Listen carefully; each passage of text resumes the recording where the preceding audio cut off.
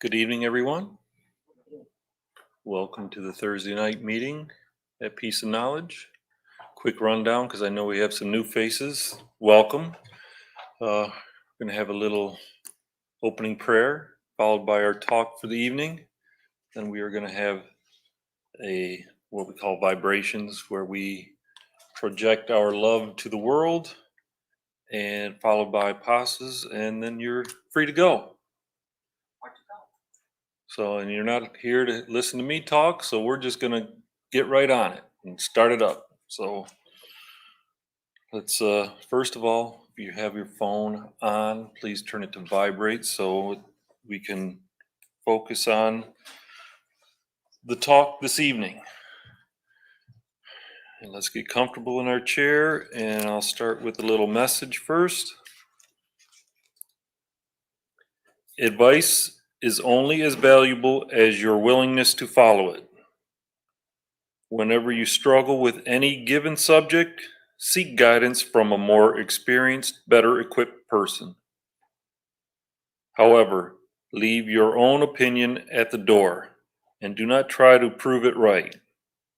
Listen carefully and ponder. Then make what seems to be the best decision. Moreover, don't let good advice fall on deaf ears. Examine everything. Hold fast to that which is good, states the apostle, in the name of the good.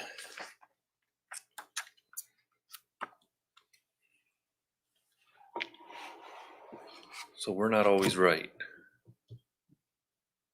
basically. So let's have our opening prayer. Heavenly Father, as we begin our meeting tonight, we thank you for this opportunity.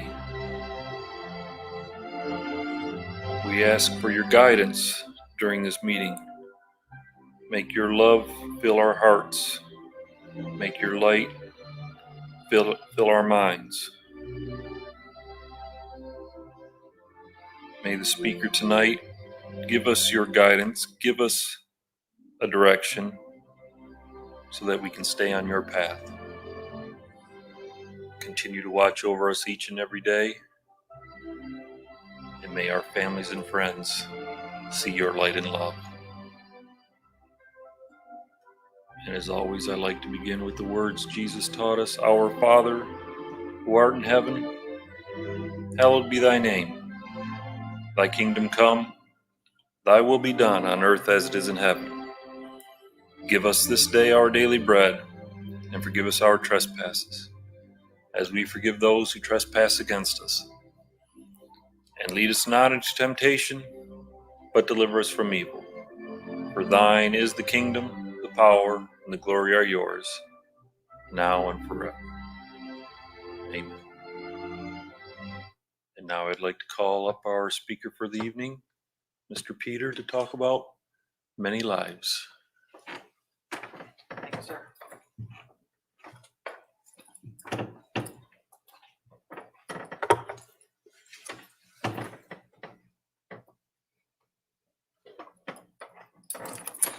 Good evening, everyone.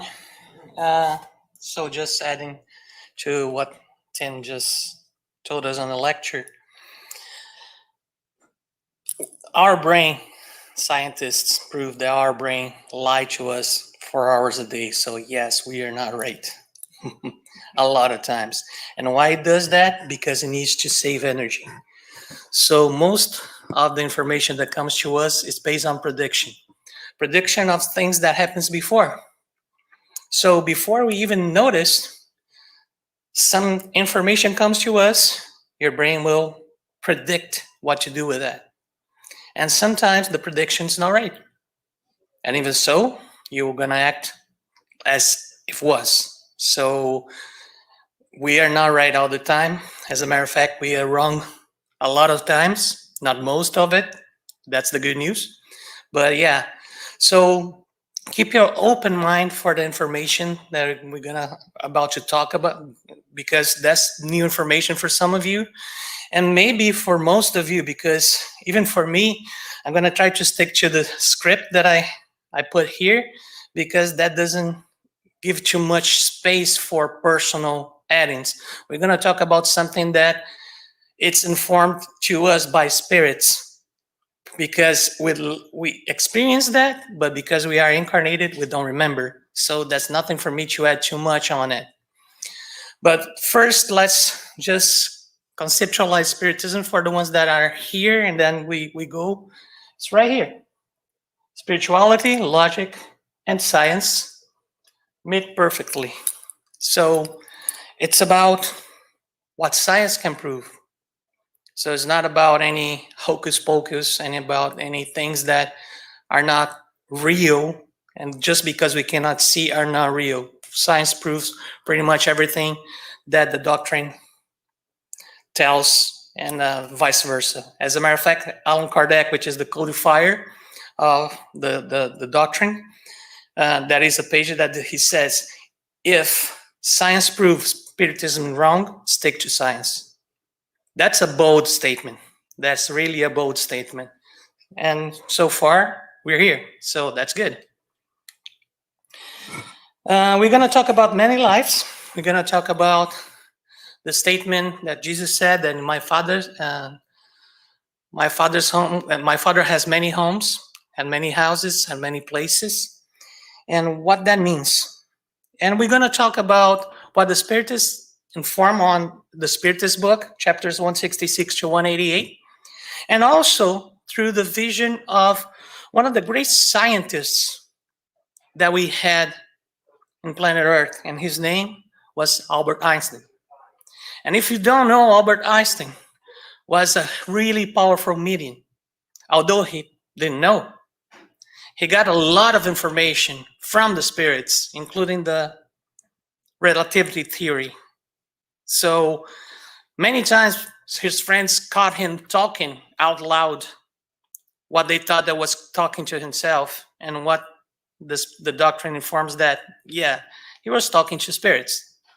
He's getting some guidance from them. But let me just say it, and then you take your own conclusions. So what Einstein said about many lives, about the world, and about the man.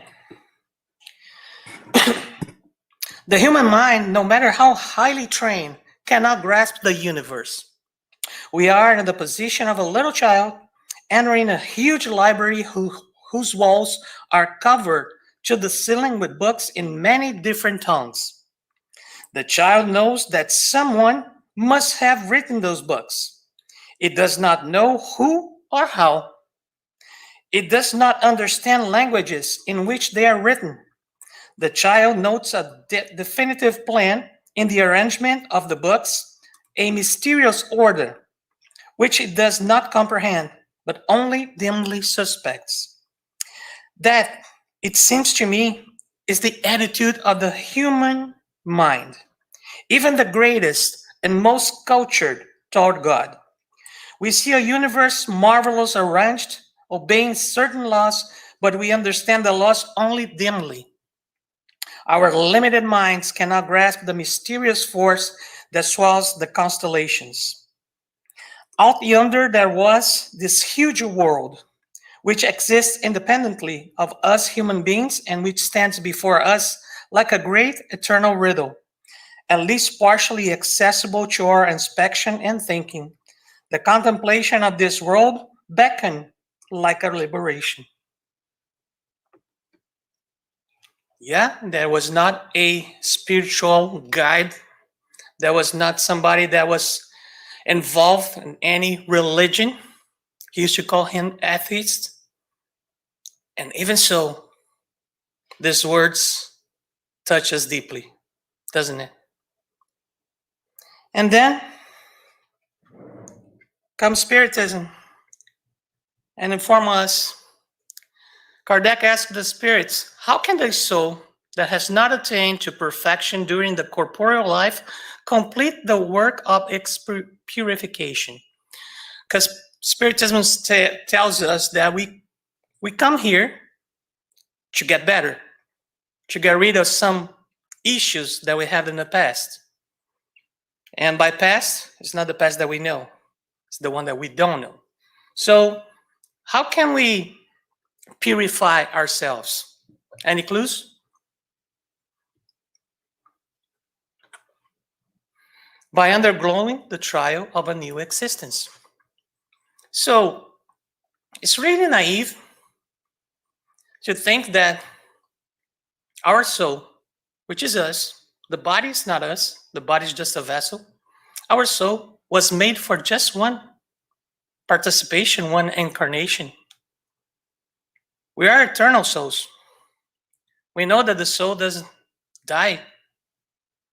It keeps on going. So in order to purify, in order to evolve, in order to get more knowledge, it needs to incarnate. Because when the soul incarnates, forgets the past, and has a new trial that sometimes the soul itself chooses, and sometimes it's dictated to purify. The soul has then many corporeal existences? The answer is yes. We all have many such existences. So that's the thing. We have many lives. We just don't remember, but we have many lives. Why? Because Spiritism said that we were born without knowledge, and from existence to existence, we start accruing knowledge, which is sometimes is good and sometimes not that good. Just look inside yourself and see what you like about yourself and what you don't. If you have things that you don't like about yourself, that means that we learn some things as well that are not that A-okay. This is a scientist. I'm gonna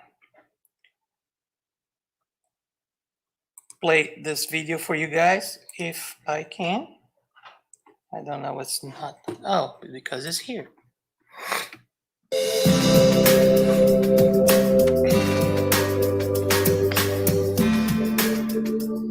What's the soul? To me, the soul is the essential nature of all of us. It's the deeper mind. It's the part of us that goes on, that never dies, that comes into physical form and goes out of physical form. But it's not complex. That's our real nature. Yeah. Did you believe in souls before you met Catherine? I don't think so. When I say agnostic, it was like, I don't know that I believe in God even at this. I'm aware of it, and it could be. I'm just not sure. I need more proof, more evidence, and I got that. Mm-hmm. So now how do you define God? To me, God is indescribable. We don't have words and concepts, but it's in part understanding the energy that connects all of us together. It's a clue into the nature of God. One of the first comments that Catherine made was, they tell me, masters, they tell me there are many gods, for God is in each of us. That tells me that God is in each atom and subatomic particle of our being. That's our essence. We're distilled from that. But we can't describe it because it has qualities that we don't even have words for. This is like beyond the dog whistle. You have to have this entire spectrum. But it's beyond the highest energy that we can imagine. But it possesses God. Compassion, incredible compassion, omniscience, wisdom, love, all of those qualities and more. A long answer. I love it though. Do you pray? I do. I pray, I meditate, because I know that these are, how to put it, connections that we make with the divine. The concept of grace, that we can have interventions that help us. So I pray, of course, because I know beings are listening, and we need to have faith in those beings, whatever we want to call them, whatever names. It's beyond names. Okay, this is the question for you. What do you think happens when we die? Oh, well, I think that we never die because we're never really born. We existed before. You existed before this birth. You were probably a spiritual guide to your mother or someone else. You were on the other side. Then you come into a physical body as a baby, and you go through a life. And the next stage, though, is leaving the body. So if you are the soul, you never die. When the body dies, you go on. Thank you so much. Oh. Thank you. So who's Catherine? Who's Catherine?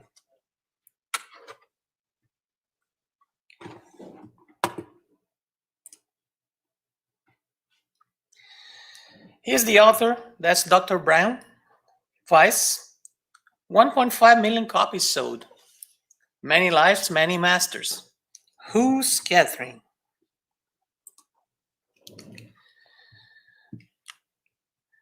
Catherine was a patient, a young patient for 18 months.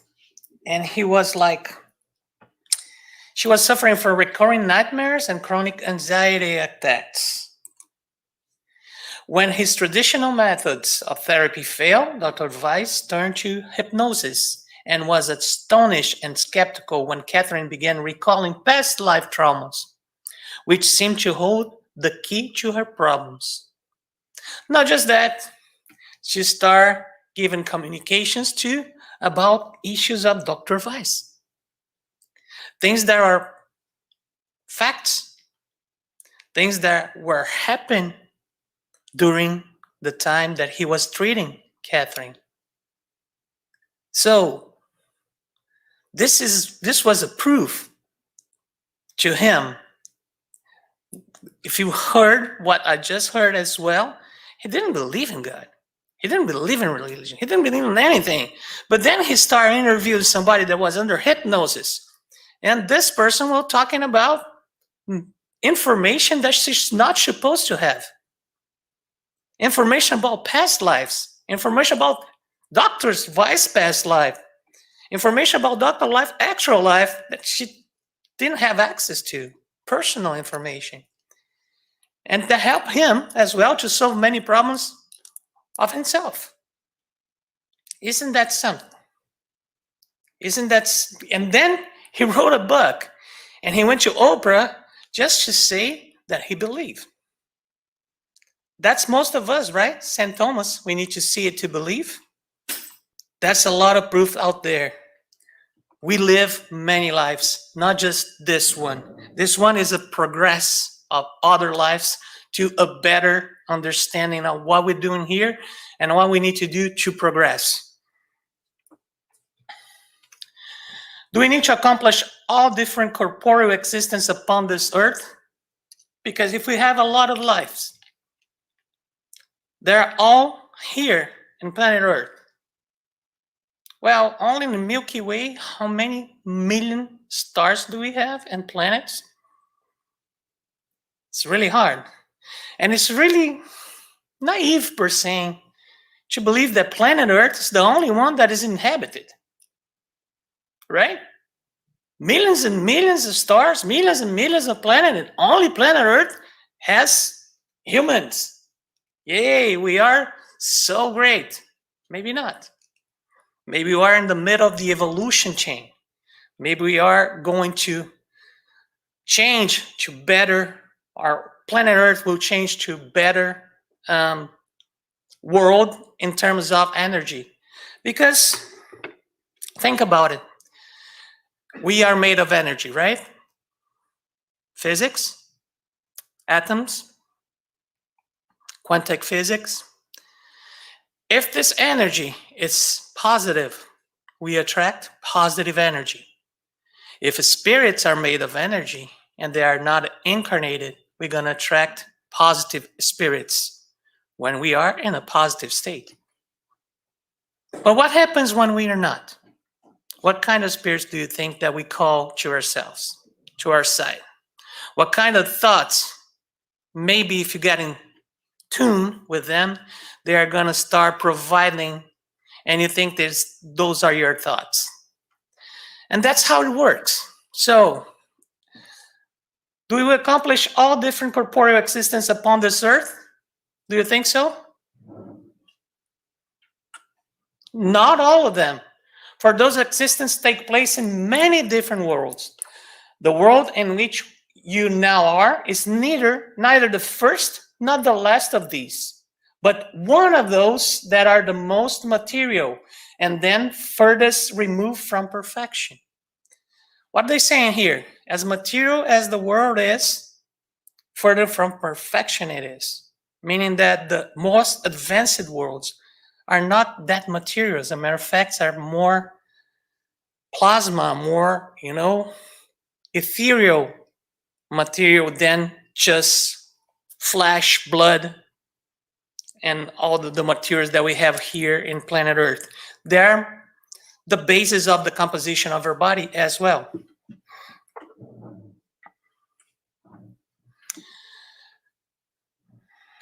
Okay, I have a quote here. Sorry, let me go back. And just quoting Einstein again, because I'm gonna give the spiritual or the spiritist vision, and then I'm gonna give you the science vision through Einstein. A human being is a part of the whole, called by us universe, a part limited in time and space. He experienced himself, his thoughts and feelings as something separate from the rest, a kind of optical delusion of his consciousness. This delusion is a kind of prison for us, restricting us to a personal desires and to affection for a few persons near to us. Our text must be to free ourselves from this prison by widening our circle of compassion to embrace all living creatures and the whole nature in its beauty. So he was just asking us, stop looking at your belly button. Start looking out elsewhere. Start looking to what's surrounding you. Start looking at the beauty. Have you guys paid attention to the sky when you were coming today? The colors? Wow. There's no painter that can reproduce that. I'm sorry that we saw so many beautiful painters and talented. They cannot put that in the canvas. It's for our eyes. It's for our memory. It's to touch us. But you need to be willing to see it. Otherwise, it's just another day. It's just another trip. I used to work at Disney for 10 years. And most of my days start at 5 o'clock in the morning. When the sun was rising, I was in the middle of the beeline. And I believe that I saw many of those sunrises because I took time to look at it. Because if I focus in my day, that's just my day. But the sun rises different and sets different every single day. Why do I know that? I spent a month in what we call the equivalent in Brazil for Everglades. We call Pantanal. And we record every single night all the sunsets and every single morning all the sunrises. And I watch all of them in the screen. They're not the same color. They're not the same. They are all different. But we need to look at it. And that's what Einstein was inviting us to. And what the Spirit said. If you're not incarnated in this world, take advantage and love the world that you're incarnated at. Does the soul at each new corporeal existence pass from one world to another, or can accomplish several existences on the same globe? Again, what you guys think? Can you incarnate multiple times in planet Earth?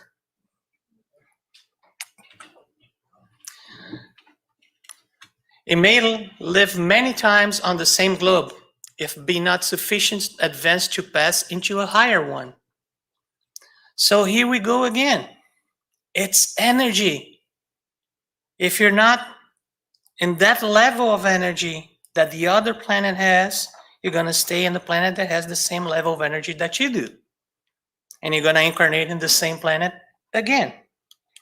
And here comes Einstein again. Strange is our situation here on Earth. Each of us comes for a short visit, not knowing why, yet sometimes seeming to divine a purpose. From the standpoint of daily life, however, that is one thing that we do know, that the man is here for the sake of other men. Above all, for those upon whose smiles and well-being of our own happiness depends. Again, he is inviting us to refine our energy, to think about the goodness, to think about good things. And maybe if you follow that path, again, maybe the next incarnation will be in a different world. Not saying that one is better than the other, it's just a progress. And that's how it goes. Can we come back to the same world after having lived in other worlds? Tricky, right? Well, assuredly you can. You may already have lived elsewhere upon the earth. There are many spirits that come back here with missions. Mother Teresa, Gandhi, Jesus. I'm talking about the big ones, but there's a lot of different ones that come to help, to do some tasks, to make this world better. And they can incarnate in planet Earth, although they have a energy to incarnate in a more advanced one. It is necessary to live again upon this earth. What do you think? A lot of eyebrows go, what? What? No. But if you do not advance, you may go into a world no better than this one, or even worse. And now I'm going to talk to you about the star called Capella, or chapel. And there is a book that it's not, we don't have it in English, but it's called The Rebellions of the Exiles from Capella. And they talk about a high advanced world where, although they had a lot of intelligence, they had a lot of advancement, some spirits were no good. Were up to bad things. And the only way to make them progress is to give them the opportunity to reincarnate in a world no better or even worse than Capella. Guess where they incarnate? I give you one chance. Mars. Yeah, there you go, Tim. You rock. No, planet Earth. And they came with the task to evolve the human beings, the souls that were here. So now we have a lot of questions why the Egyptian civilization, the pharaohs civilization disappeared, why the Mayas disappeared, why all these civilizations that bring us so many advances, like the water systems and you name it, the calendar. They brought so many things, and where are they now? Probably back to Capella or even higher, because they came here to fulfill a task. It doesn't matter how many incarnations they're going to take to fulfill this task, but once you fulfill, you can go back. And that's amazing. And this book, it's pretty interesting if you can have somebody to translate it for you, if you don't understand Portuguese, or even if you have a Google. Sometimes Google is not going to be that accurate, but give some, some change and just understand what the meaning, and you're gonna know that this is a very interesting take in history that is not in every single book. As a matter of fact, just a few books that tells about this. There is a book that has kind of tell a little bit of the stories. It has already been translated into English. Really? Yes. Which one? Caminho da Luz? Yes, it's on the way to the light. It tells a little bit of. of the story. Yeah, I didn't find it. I searched on Google, but I couldn't find the translation one. I searched on Fab, I searched Yeah, on. we have a few. That's good. That's good. So we have the Way to Light, which is tells a little bit about that too, and it's very interesting. This is from the Spirit Emmanuel, and it was channeled by Chico Xavier, which was the greatest medium in Brazil. Now he's on the other side, probably telling us what to do, or the lucky ones that can talk to him.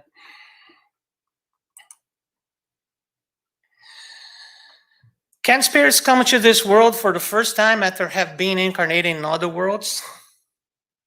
If you use the same logic, probably, yes. Just as you may go into other ones, all the worlds in the universe are united by the bonds of solidarity, that which not accomplished by one of them is accomplished in another.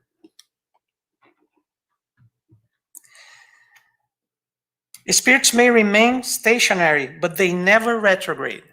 So normally they can, if you don't evolve, you don't go back. You stay in the same energy on the same stage that you are.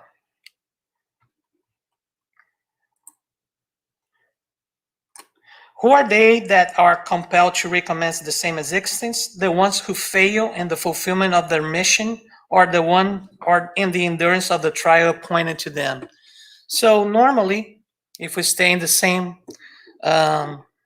state of mind, in the same energy, in the same position that we were, we're gonna stay, we're gonna reincarnate, maybe to do the same in a different setup, but probably in the same world, or as the previous slide said, in a world that is less advanced as the previous one that you. This is not retrograde. This is just a matter of energy that you are bringing, that you are creating to yourself, and if it's compatible or not to the world that you being reincarnated previously.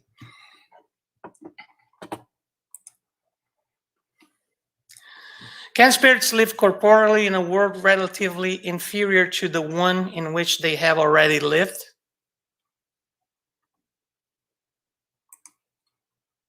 Yes. When they have to fulfill a mission in aid of progress, and in this case, they joyful accept the tribulations of such an existence, because this will furnish them with means of advancement. So yes, we can see spirits that are more advanced than the world that they are incarnating just come to aid, to help, to give some hope, to give some, like the Capella spirits, to make the world that they are incarnating in to progress. Do you guys believe in UFOs? Yeah? Are they flesh and blood just like us? Then would they come with the spaceships? I don't know if it's blood. We don't know that, right? But I think that the best information that we can acknowledge, or we can put together, assemble with this, is that yes, all the spirits that come from all the worlds, in that terms, are UFOs, but they don't need to come with a body that you can see. They don't need to come with a vessel that flies. They will just incarnate. And they have an intelligence superior than most of the other spirits that live. Or they have a behavior that is totally different than the others. Mostly, those are what we can call UFOs, or that we can call aliens, sorry. Those aliens are nothing but spirits that come from outside. Because yes, there's a lot of worlds outside, and there's a lot of life outside planet Earth. So yes, aliens exist, not just in the sense that human beings think because we try to compare everything to our mirror. Everything needs to be closer to what we know. So if you see the aliens on this movies, some are really terrifying, but they were based on something that exists on planet Earth, on some creature, some form of life that exists here. Nothing was taken from the ethereal. So what we can see is what we can reproduce. They can manipulate matter too because they're evolved. Exactly. They can manipulate matter as well. So the thing is, that can happen. We didn't see it. But it has happened, right? It has. We know that. Jesus, right? Yeah. Yeah. And he manipulated matter, and He manipulated matter. and he was from a different world, and he lived amongst us. But for us, until understanding Spiritism, he was just a man, right? And he needs to come as a man. Otherwise, if he comes with some other form, he will be like pushed away because we don't like what is different. That's still inside of us. It's kind of hard. Let's move on. In passing from this world into another one, does the spirit retain the intelligence which he possessed in this one?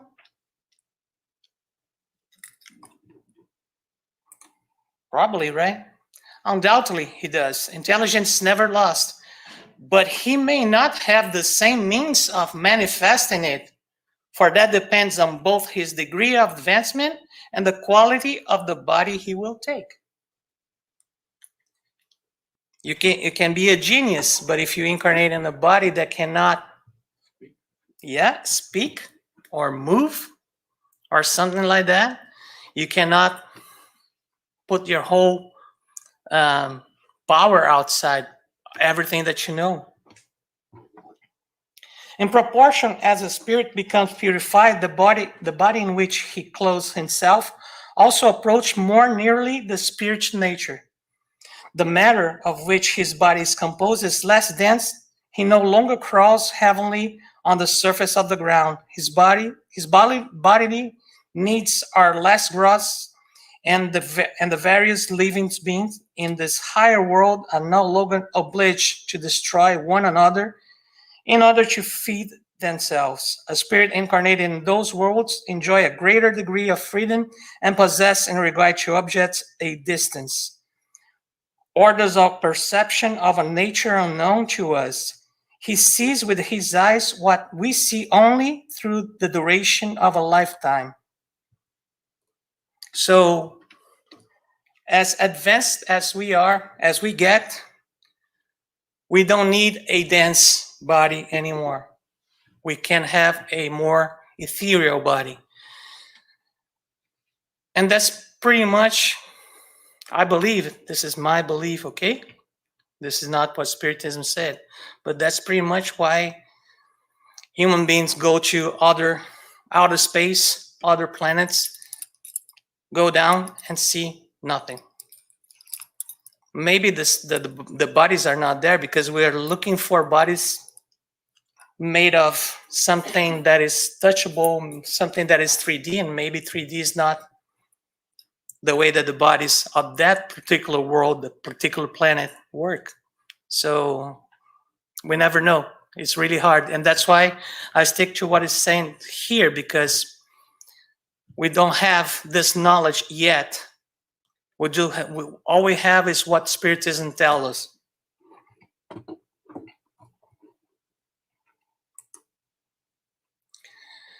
Have the human beings who inhabit the other world's bodies like ours? Do they have bodies like ours? They undoubtedly have bodies because it's necessary for the spirit to be clothed with matter in order to act upon the matter.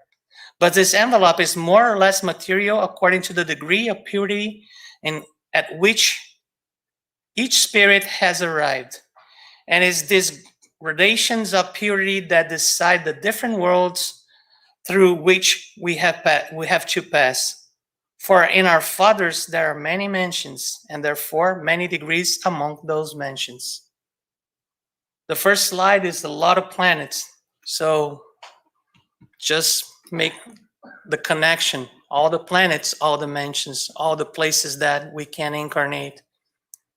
And we're going to have a body accordingly to the mansion that we are living in.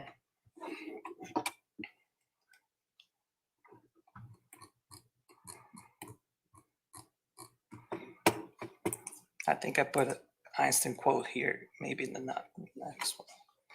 Is the physical and moral state of the living beings of each globe always the same?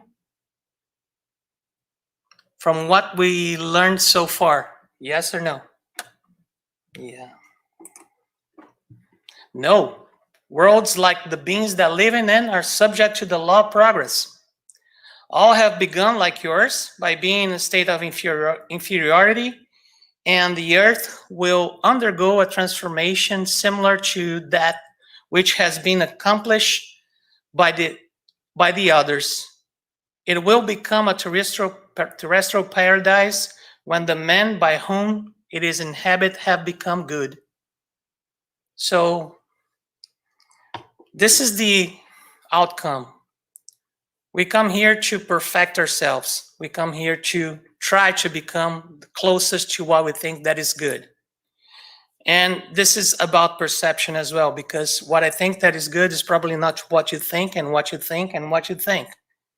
But as long as we try to go from what we are now to what we think that is better or is good, we're trying to progress. We're trying to achieve something. And if every single being in planet Earth will do that, what happens to the energy of this planet? It will change. It will change fantastically. Are there worlds in which the spirit ceasing to inhabit a material body has no longer any other envelope than the pan spirit? Yes. And this envelope itself becomes etherealized that for you, it is as thought it did not exist. This is the state of the fully purified spirits. So there are worlds where you cannot see with our eyes. So which worlds are there? We don't know. Can we get to those worlds with our vessels, with our spaceships? We don't know. But Spiritism and the spirits informed, yeah, there are worlds out there that are just like that.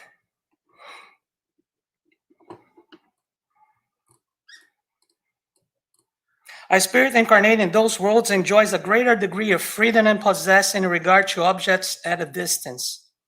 Orders of perception of a nature unknown to us. He sees with his eyes what we see only through the duration of a lifetime. In the different worlds appear to be proportionate to the degree of moral and physical superiority of each world, and this is perfectly consonant with the reason. The less material is the body, the less subject to the vicissitudes which disorganize it. The purer the spirit, the less subject it is to the passions which undermine and destroy it. So the purer the spirit is, less need to have a physical body, less need to be tested, to be tempted, or to undergo to tests that we are undergo in planet Earth. And that's the good news, right? Because that's what we aim for. That can take some time, but that's what we aim for. Do the pure spirits inhabit special worlds, or are they in universal space without being attached to any particular globe?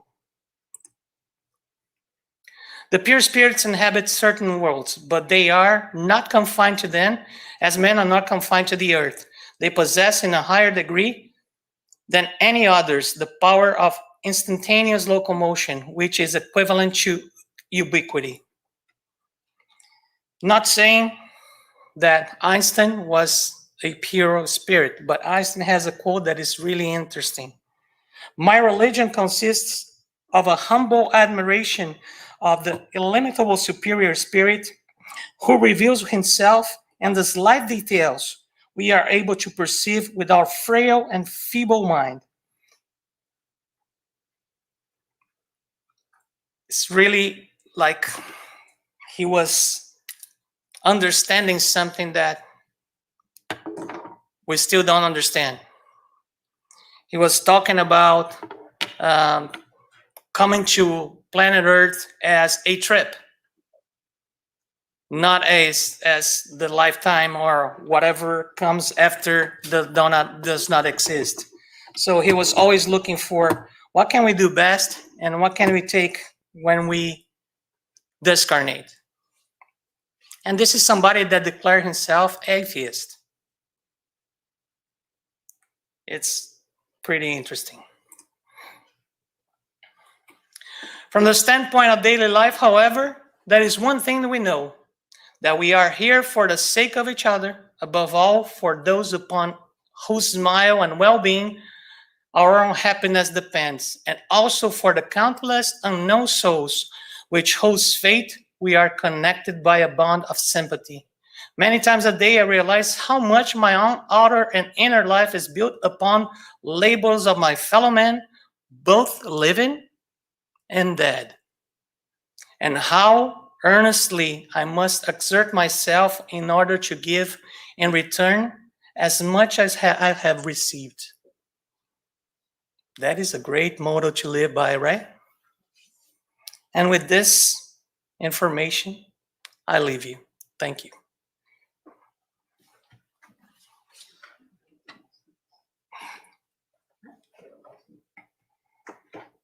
Just the campaign of your for the rock. And thanks people. Thank you for the brilliant stuff. Go for it.